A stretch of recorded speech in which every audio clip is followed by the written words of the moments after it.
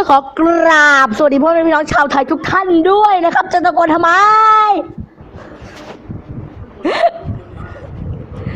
โอเควันนี้จะมาสอนทำคลื่นเสียงแบบนี้พอดีเอ็มขอมาเอ็มจุดมิสเตอร์เอ็มเกมเมอร์นั่นแหละใช่อันนี้อันนี้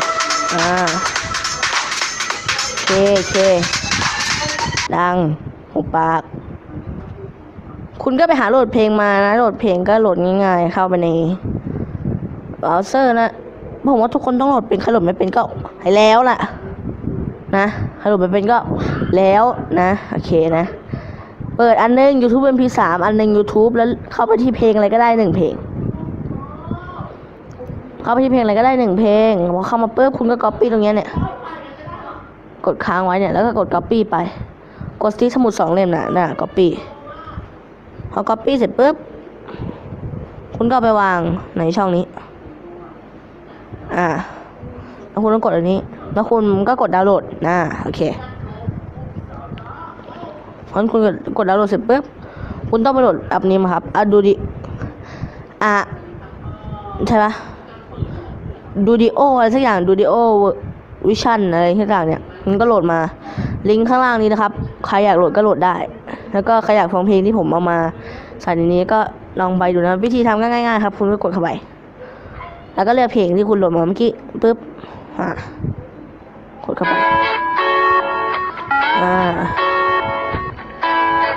ก็จะเป็นแบบนี้ใช่ไหมครับ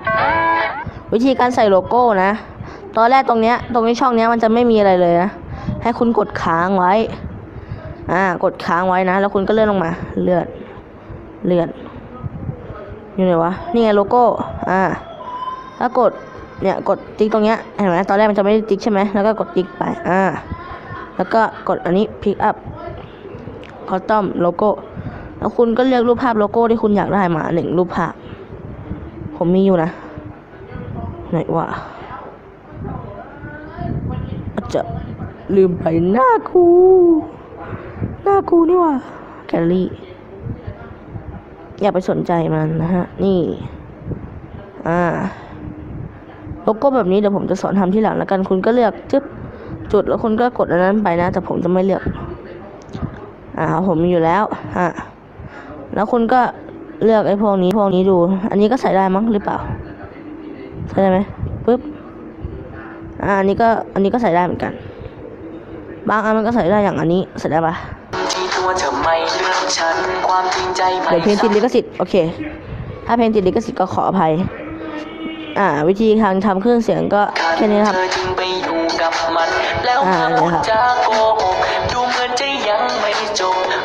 คุณก็เอาอันนี้ไปลองใช้ทำในอินโทรของคุณได้นะครับก็ตัดต่ออะไรทั้งสิ้นให้เสร็จครับ